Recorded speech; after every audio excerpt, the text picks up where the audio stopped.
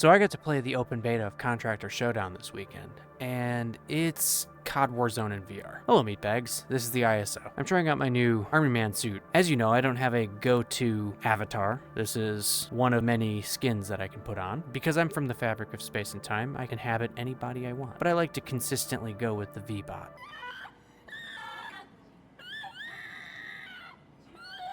But anyways, on to Warzone. I mean Contractors Showdown. I have a strong feeling that Battle Royale is in a lull, and will likely need some killer app to pull it out of that lull. When I'm playing Battle Royales, it really feels a bit too open, and my input-output kind of mentality really breaks down, almost like I'm a robot.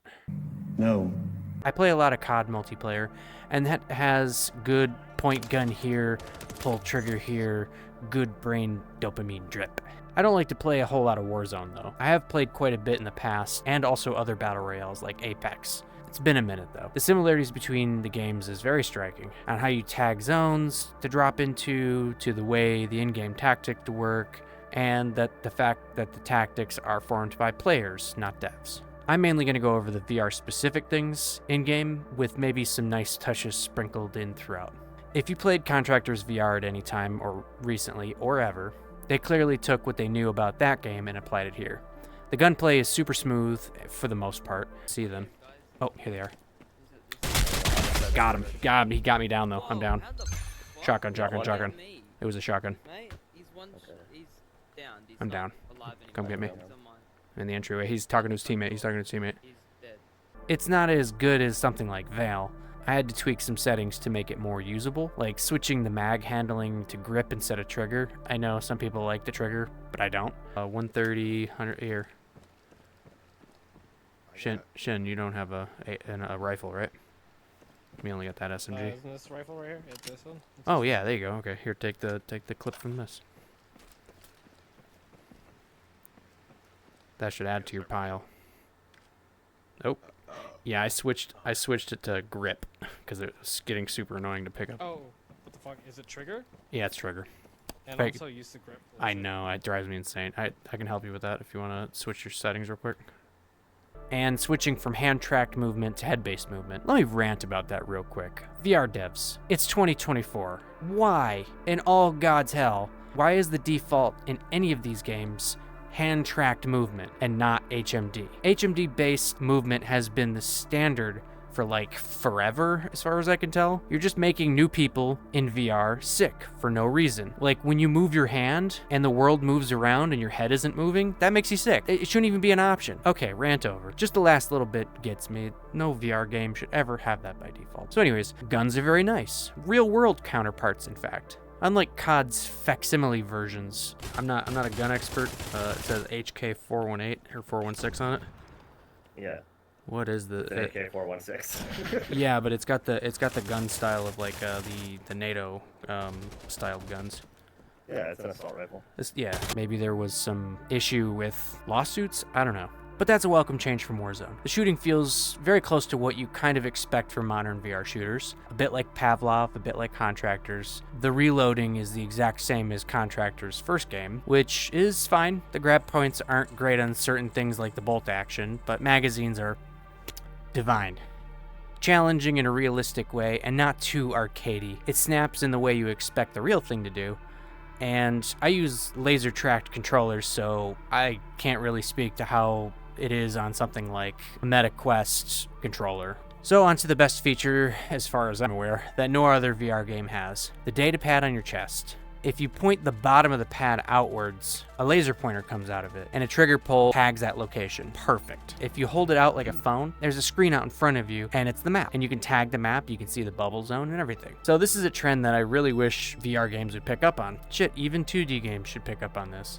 And this is a really cool feature known as a diegetic UI. In most basic terms, it means that UI elements are not just a HUD overlay or just something you slap on a screen. This was made famous by Dead Space back in the late noughts.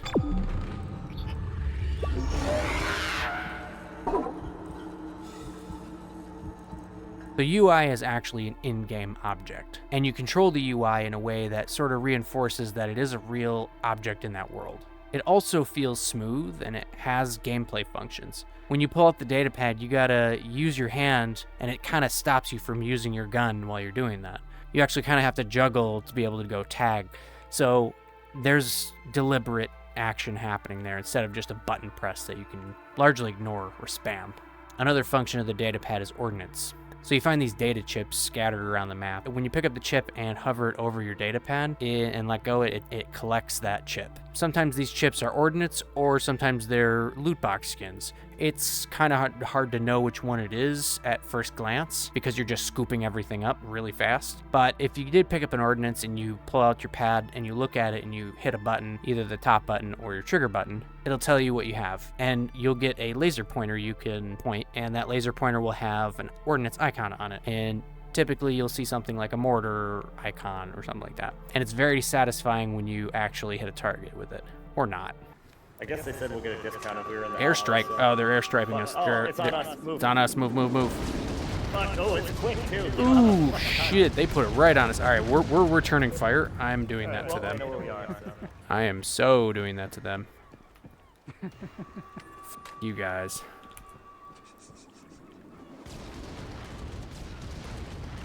I didn't hit anybody.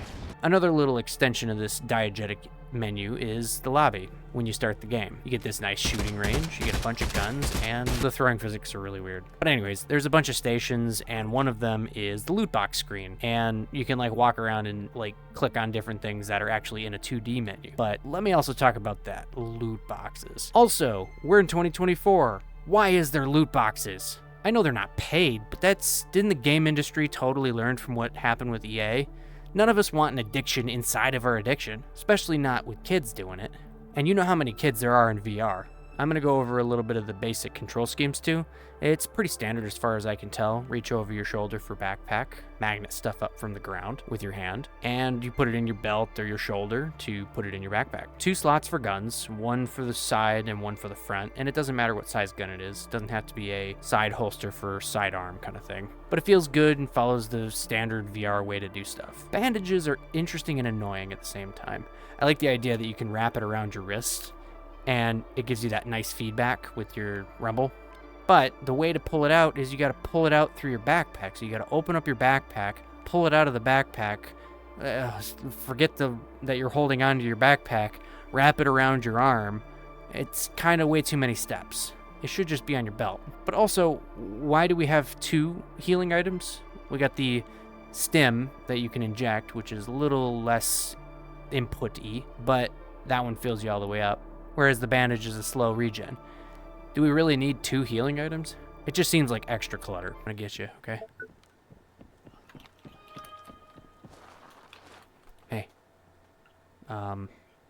Crypto gaming? I'm right next to you, don't move. Yeah. How the fuck? Oh. How the fuck do I do this? Oh. Looks like you're doing some risque stuff. You like? You want some other? Oh no. He's down again. Out and everything. All right, I'm pushing. I knocked this guy. Come kill him. All right. He's in the corner of this room here. All right. I'm outside the window. He's up. Oh, he's right here. Got his ass. You. I thought you said he's Up. down. He self-res, I guess. Oh. I did too. But Yep. y'all are no fun. All right, I got 13 shots of this fucker. One really good thing they do, though, is armor plates. Even though I wish they kind of explained it a little better, but basically you have to grab, there's like a little like floating plate on the right side, and you grab that and you put it in the left slot and you slide it and then let go. And it feels real nice like you're reloading a gun. It just has that satisfying feeling to it. But one really disappointing thing that I really wish they made well was proxy chat. It really is kind of awful. You don't get any sense of directional audio. You just sort of come inside of a bubble where people are talking. And the bad thing about that is you could make the smallest sound like a whisper and the enemy team can hear you all the way inside of the fall off of that bubble. Well, at least they can't hear where you're coming from, so positive, I guess. But this is bad because it just discourages people from using in-game chat. And when they got a full party, they just go to Discord chat and completely ignore that the game chat even exists. And you lose a lot of that funny, interesting game antics that happens in the game chat. I have a whole video on that right here. and in the description about asocial gaming. There is one caveat with this proximity chat. When you die, you can hear a bunch of disembodied voices, and the trash talking is top tier. So, silver lining? Nah. What the fuck? Jesus Yeah, Christ, gotcha. Stop using shotguns. They're nerfed. Please stop it. Stop the culture. Stop the violence.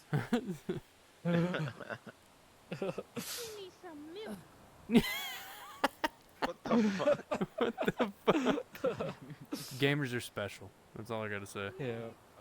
Sorry, I know I'm picking random things to talk about, but there is something I just thought of. The TTK. It's pretty fast from what I can tell. And when you're within range of your gun, you can usually knock someone out in about a second or two, even when they got armor plates on. But the sniper scopes are really blurry at far range, like low resolution, so it's a little weird. So most of the combat ends up being really close encounters, and the environment isn't very busy, and the gameplay is spread out and doesn't really get too bogged down by movement, and it feels fast and tight, especially when that bubble constricts. Oh, there it is.